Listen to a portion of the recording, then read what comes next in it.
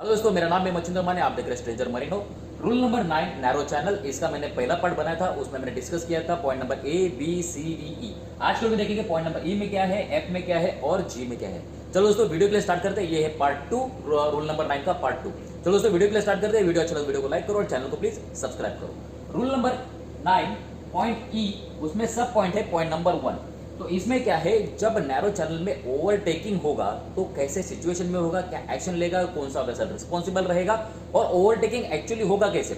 जब आप open water में ओवरटेकिंग करते हो, कोई वेसल किसी और वेसल को ओवरटेक करता है, तो जो वेसल ओवरटेकिंग करने वाला है फुल्ली रिस्पॉन्सिबल उसी की होती है, ठीक है। और इस कंडीशन में नैरो चैनल में जब ओवरटेक होगा तो कैसे होगा, क्योंकि ऑलरेडी वो नैरो चैनल है, नैरो चैनल में अभी ओवरटेक करना है, तो कैसे करेगा। देखो, इन अ narrow channel or a fairway where overtaking can takes place only if the vessel to be overtaken.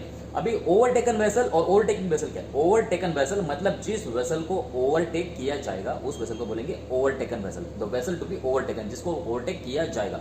The vessel to be overtaken has to take a action to permit a safe passing, मतलब जिस vessel को overtake किया जाने वाला है उसने ऐसे कुछ एक्शंस लेने चाहिए ताकि ओवरटेकिंग सेफली किया जाए, ठीक है।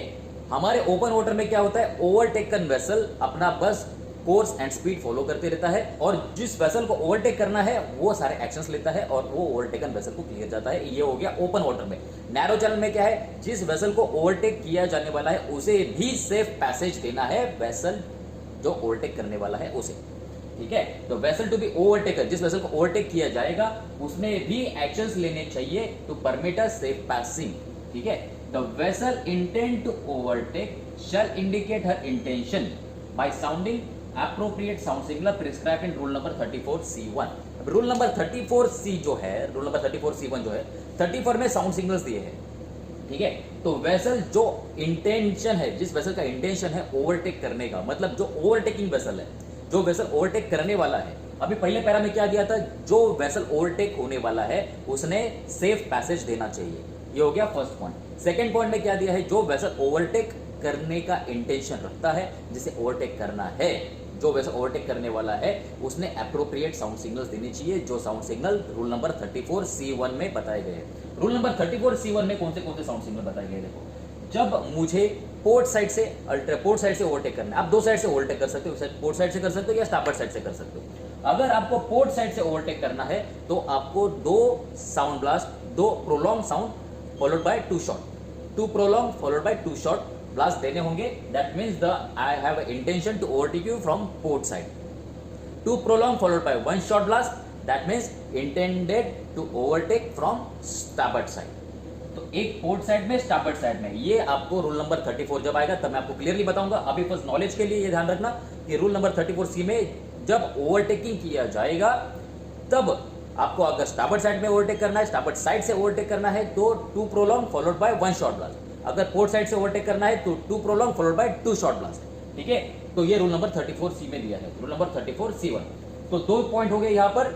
ओवरटेकन वेसल एक्शन लेगा to permit a safe passing, और जो वेसल ओवरटेक करने वाला है, जिससे इंटेंशन है, जिसका इंटेंशन है, रूल नंबर 34C1 के साउंड सिग्नल बजाएगा। तो ये दो पॉइंट हो गए। थर्ड पॉइंट क्या है, the vessel to be overtaken, जो वेसल ओवरटेक होने वाला है, shall if in agreement sound the appropriate signal prescribed in rule number 34C2। मतलब जो वेसल ओवरटेक होने वाला है उसे लगता है कि अभी सेफली ओवरटेक हो जाएगा, उसने सेफ एक्शन लिया, पहले उसने एक्शन लिया कि सेफ पासिंग हो, और जब अभी सेफ पासिंग के लिए उसने एक्शन लिया, उसके बाद में जो पीछे वाला वेसल है जो ओवरटेक करने वाला है उसने अपने साउंड सिग्नल बजाया कि मैं पोर्ट साइड से अल्टर करना चाहता हूं या स्टार्बोर्ड साइड से मैं ओवरटेक करना चाहता हूं, और साउंड सिग्नल सुनने के बाद में वेसल टू बी ओवरटेकन, जो वेसल ओवरटेक होने वाला है वो अगर एग्रीमेंट में है, मतलब उसे लगेगा कि हाँ भाई अभी ठीक है आप ओवरटेक कर सकते हो, तो साउंड सिग्नल बजाएगा। कौन से साउंड सिग्नल बजाएगा, one prolong one short, one prolong one short, ठीक है। That means I am agreed, you can overtake me, ठीक है। One prolong one short, one prolong one short blast, okay.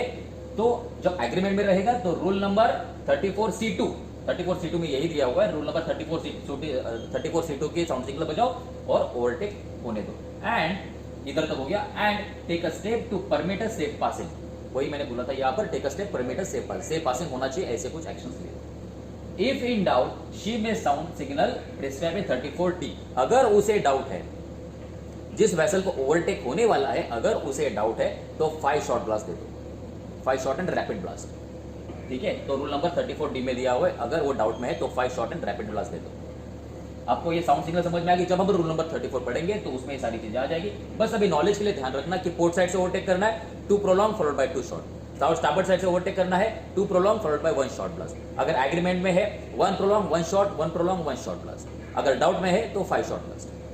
और जिस वेसल को ओवरटेक होने वाला है तो वो क्या करेगा, to permit a safe passing के लिए एक्शन ले लेगा। ओके, तो ये हो गया रूल नंबर 9 का पॉइंट नंबर ई का पार्ट 1। अभी पार्ट 2 में क्या बोला है, सब part number 2, this rule does not relieve overtaking vessel from her application under rule number 13। Rule number 13 कौन सा है, ओवरटेकिंग।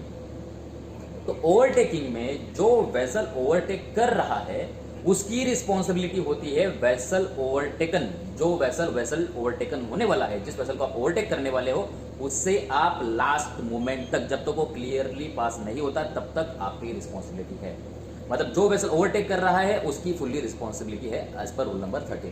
तो रूल नंबर 13 में जो ये चीज बोली गई है उससे आप दूर भाग नहीं सकते। तो रिस्पॉन्सिबिलिटी नैरो चैनल में भी जो वेसल ओवरटेक करने वाला है उसकी है। ठीक है, तो ये बोला गया है सब पार्ट नंबर 2 में। एफ में क्या है, अभी पॉइंट नंबर एफ की बात करते हैं। ई हो गया point number F, the vessel nearing a band, मतलब बैंड ये नैरो चैनल है और यहां पर बैंड है और यहां पर कोई ऑब्स्ट्रक्शन है। तो इस ऑब्स्ट्रक्शन की वजह से आपको इधर के जो वेसल आने वाले हैं तो इस वेसल को ये वेसल नहीं दिखेगा।